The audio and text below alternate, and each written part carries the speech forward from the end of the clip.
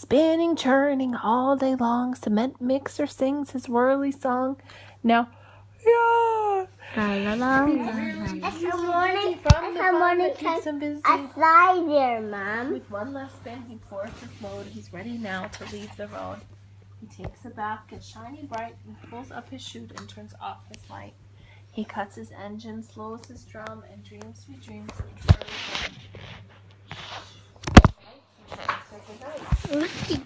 Dump truck loves to work and haul. He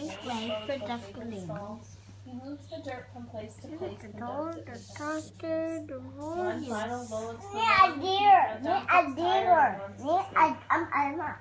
deer, Mom. He lowers his bed, locks his gate, rests his wheels. It's getting late. He dims his light, then shuts his door, and soon his engines start to snore. Pushing with his mighty blade, bulldozer works to smooth the grade. He clears the way to level ground and fills the air with thunderous sound. I see a deer. He looks really big as can be. He pops some smoke out of his stack. He turns off the engine and stops his stack. He curls into his softer bed and dreams of busy days ahead. Scooping gravel, dirt, and sand, excavator sands the land. He lifts and digs throughout the day, but now it's time to end his play. A few more holes and soon he'll roll to bed beneath the moon. He twirls his bumpy track, he pushes his broom and stretches his back. He sets his scoop down on the ground and snuggles up without a sound.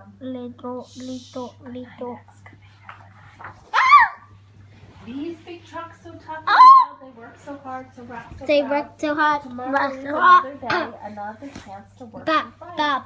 Turn off your engine. Daddy, give me that book right now. Relax your wheels and your stacks and backs. No more huffing, puffing team. It's time to reg your hats and dreams.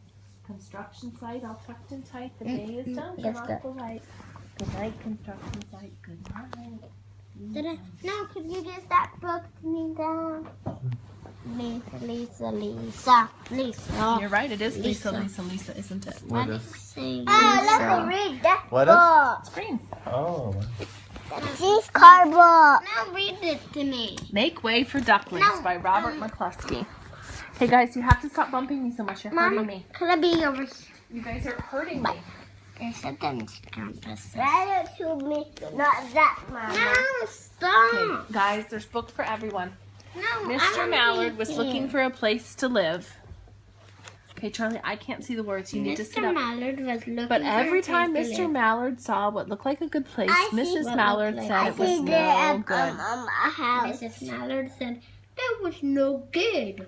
There were sure to be foxes in the woods or turtles in the water, and she was not going to raise a family where there would be foxes or turtles. So they flew on and on. There's a nice place. When they got to Boston, they felt too tired to fly any further. There was a nice pond in the public garden with a little island. The very place to spend the night, cracked Mr. Mallard. Mama, excuse me? Charlie, I can't read like Mama, this. where's our old house? I'll show you in the next picture. The next morning, they fished for breakfast in the mud at the bottom of the pit, but they didn't find much. Just as they were getting ready to start on their way, a strange bird came by. It was pushing a boat full of people, and a man was sitting at his back. "Good morning," quacked Mr. Mallard, but the big bird did not answer. But the people on the boat threw peanuts in the water, so the Mallards followed them all around the pond and got another breakfast better than the first. "I like this place," said Mrs. Mallard as they climbed out and waddled along. "Why don't we build a nest here? There are no foxes and no turtles, and people will feed us peanuts. What could be better?"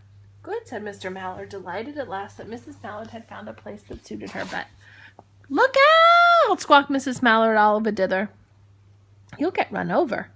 And when she got her breath, she added, "This is no place for babies with those horrid things rushing about. We'll have to look elsewhere." So they flew over Beacon Hill and around the State House, but there was no place there. Mama, where's our old house? So we used to eat hamburgers right here, and our old house was over there. Okay, Choo-Choos, I can't move the book with you. Mom, can you get our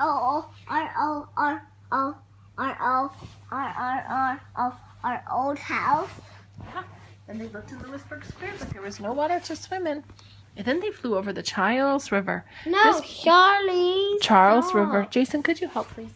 What? This is better. Can you take Charlie away from Looks like a nice, quiet place, and it's only a little way from the public garden.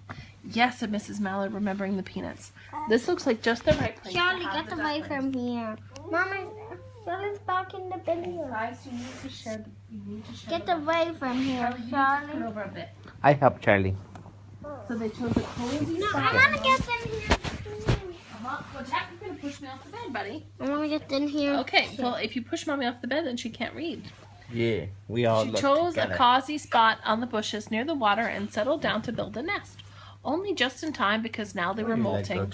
All their old wing feathers fell off and they would not be able to fly till new ones grew in. Of course they could swim, and one day they swam over to the park to the riverbank where they met a policeman named Michael. Michael fed them peanuts, and after that the Mallards visited Michael every day. After Mrs. Mallard had laid 8 eggs in the nest, she couldn't go visit Michael anymore because she had to sit on the eggs to keep them warm. She moved off the nest only to get a drink of water, to have her lunch, or to count the eggs and make sure they were all there. One day the ducklings hatched out. First came Jack, then Cack, then Lack, then Mack, then Knack, then Whack, then Pack, and Quack, and Charlie. Mr. and Mrs. Mallard were bursting with pride. It was a great responsibility taking care of so many ducklings, and it kept them very busy.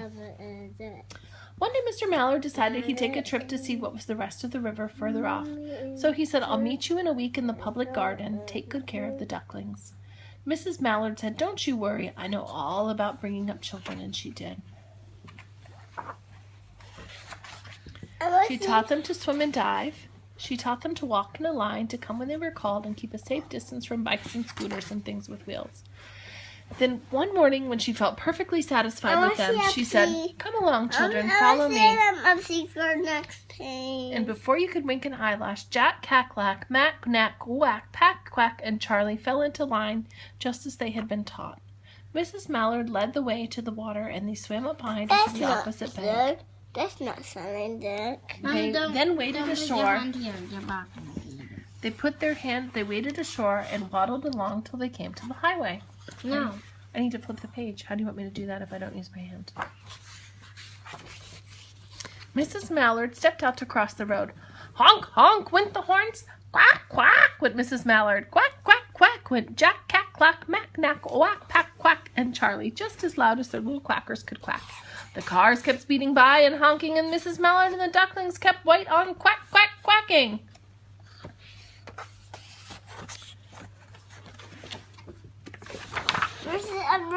They made such a noise that Michael came running, waving his arms and blowing his whistles. Tweet, tweet, tweet, tweet, honk, honk.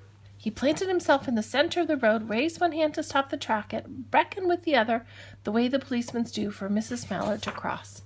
As soon as Mrs. Mallard and the ducklings were safe on the other side and on their way down Mount Vernon Street, Michael rushed back to the police booth.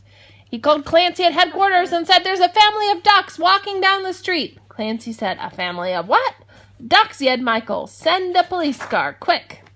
Meanwhile, Mrs. Mallard had reached the corner bookstore on Charles Street with Jack, Quack, Lack, Mack, Whack, Whack, Pack, Quack, and Charlie all marching in line behind her. That's not Charlie.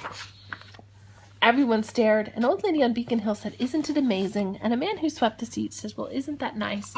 And when Mrs. Mallard heard it, she was so proud she tipped her nose in the air, Jason, and walked along with an extra swing in her waddle. But then they came to the corner of Beacon Street where the police car with 4 policemen that Clancy had sent from headquarters. The policemen held back the traffic so that they could block the traffic for the ducks. The policemen held back the traffic so Mrs. Mallard and the ducklings could march across the street and right into the public garden. Inside the gate, they turned around to say thank you to the policemen. The policemen smiled and waved goodbye. When they reached the pond and swam across to the little island, there was Mr. Mallard waiting for him, just as he had promised. The ducklings liked the new island so much that they decided to live there. All day long, they followed the swan boats and ate A duck peanuts. riding in a boat? A duck riding in a boat? Yeah, a big duck riding in the boat. And in the night falls, they swim to their little island and go to sleep. Now, Jack. A big duck in there, Mom. No. No. Hold on. Mom, no, these pigs. I read that one. The end. You read that page. Now, Now do you know what?